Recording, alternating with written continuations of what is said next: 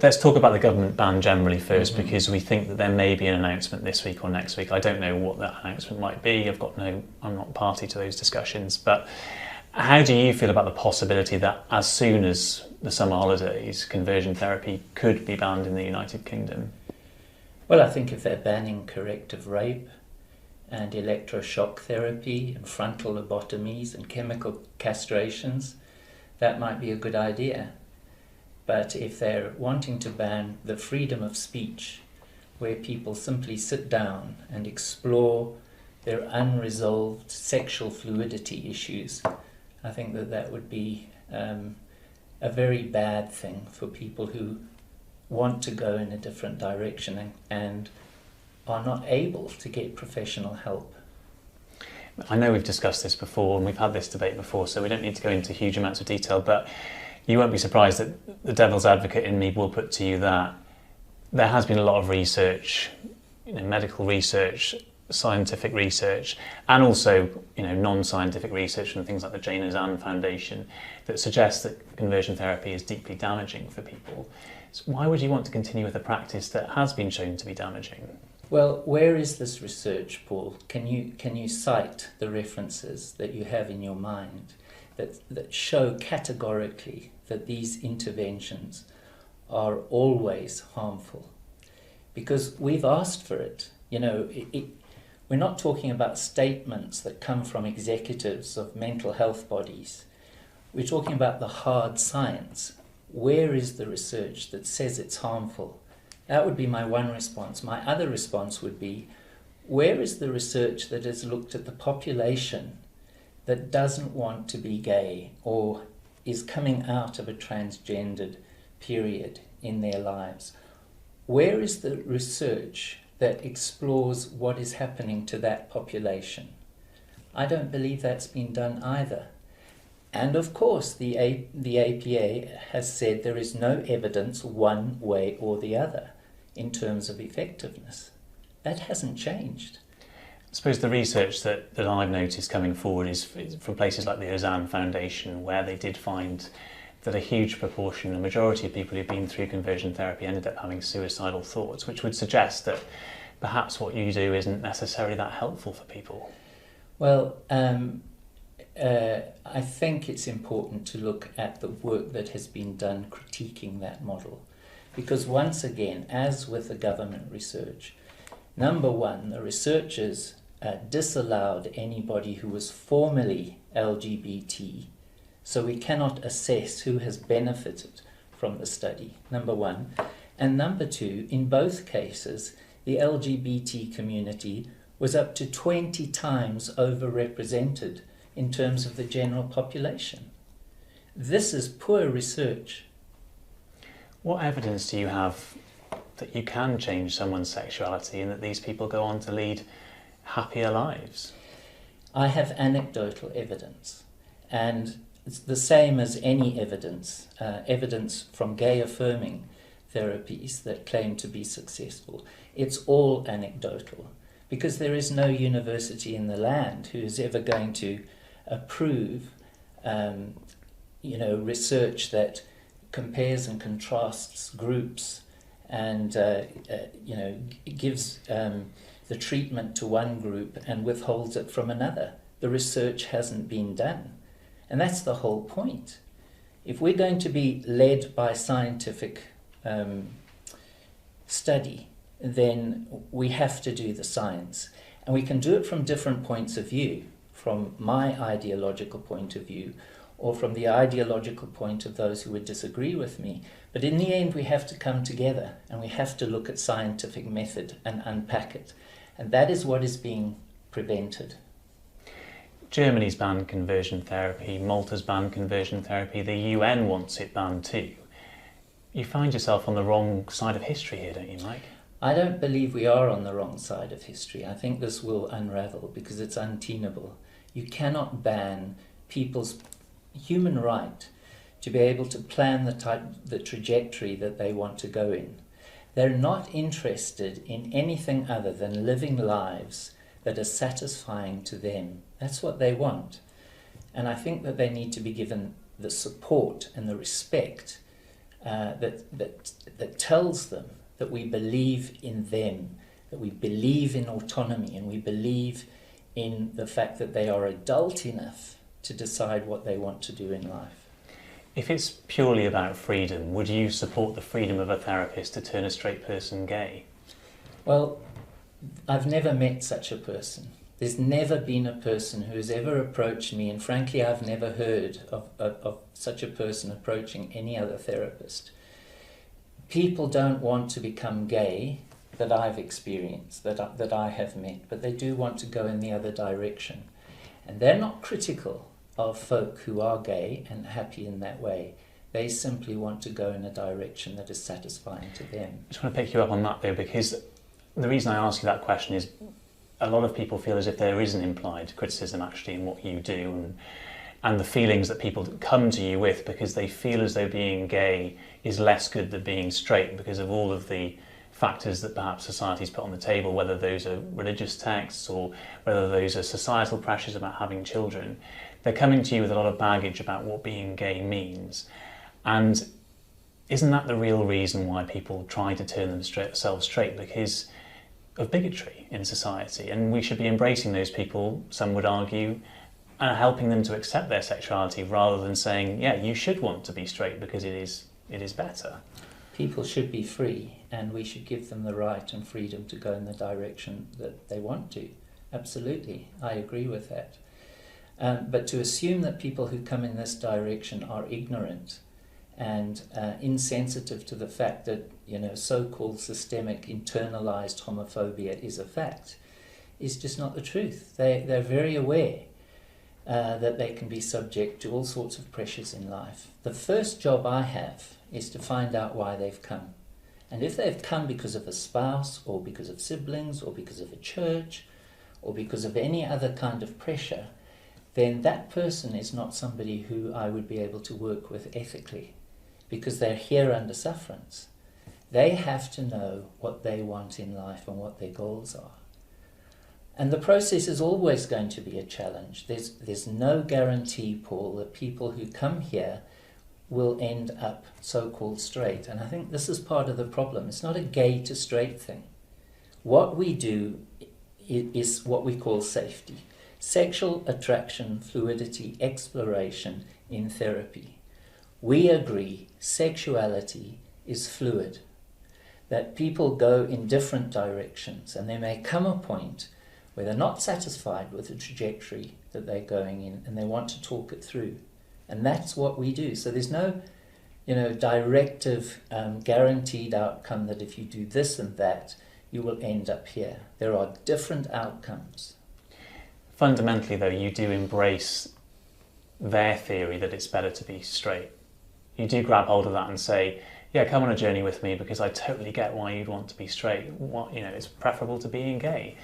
You reinforce that messaging. In the same way as a gay-affirming therapist has an ideological point of view and will say to people, there's nothing wrong with what I am offering, I will do the same thing. I will say to people, you have a choice. And if at any point you feel that what I am sharing with you or the work that we're doing conflicts with what you want, then you must know that you are absolutely free to go in another direction. And I would wholeheartedly respect them in doing that. And the problem is, in the UK, there is no balance between these two points of view. They're not allowed to come together. This is why banning just simply won't work. Regulate, I really understand that. I appreciate that. We should all be against poor practice. We should all make sure that things are done in an ethical way. But when one group says to the other group, your ethical position is not right, and it's because of all these organizations that agree with us, I'm afraid that isn't true. That's not what democracy is, and that's not what scientific debate is. There will always be minorities in scientific debate, and there has to be this, this coming together of minds and making sure that the scientific method rules the day and not the ideology. If the government does come forward with a ban on conversion therapy, would you hope to find a way around it and continue practicing? Well, what are they going to do? Are they going to ban conversations between people? Are they going to ban two people coming together and talking about, for example, sexual fluidity? Are they going to object to people who have a certain kind of life experience, sharing with other people? I mean, we just don't know, Paul. We have to wait, in my opinion, and see what the government is saying and go from there. But it is very much your hope to continue practicing. Even if there's a ban, you might find a loophole, you might find a way around it. I have to see what the lay of the land is. But one thing I do know, this need among maybe a small portion of the population is not simply going to go away because the government requires it to go away. It's not going to go. You know, regulate it, invite people in who you disagree with, tell us where we are wrong, but don't simply say, we have the answers and we know better than you, because I'm afraid that just doesn't work.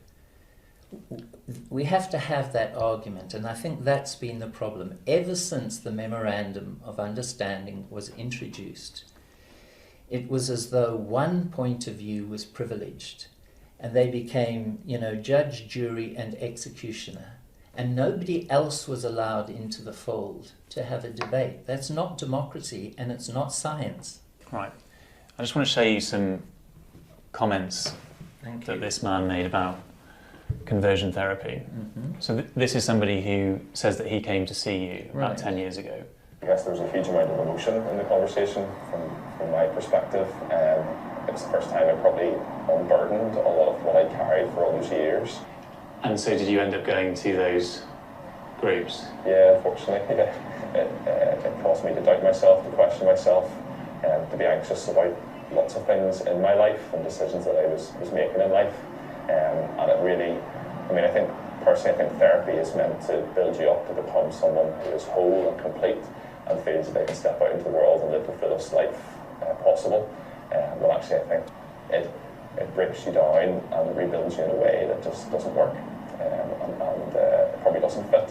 And I think that's why so many, including myself and so many others who have been involved in this form of therapy, end up coming out of it actually feeling worse probably than they went in because of the stuff that they go through.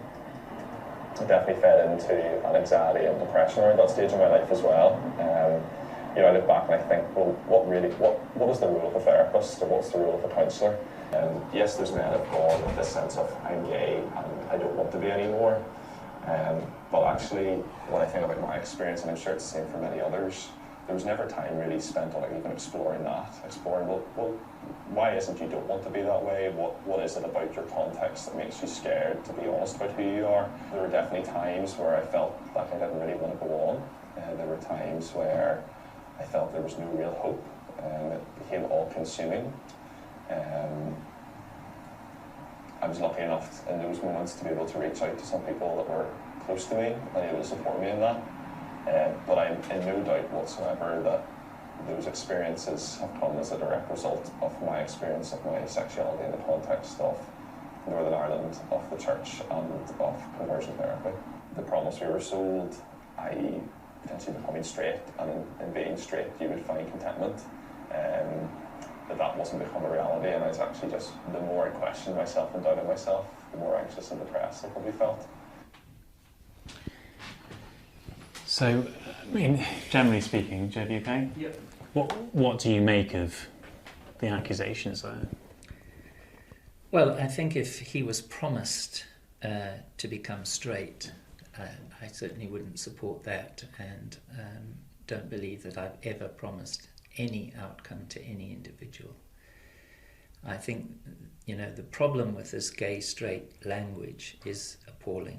What we deal with is individuals who come and they have issues that they want to talk through. I don't remember this individual. I don't know who he is.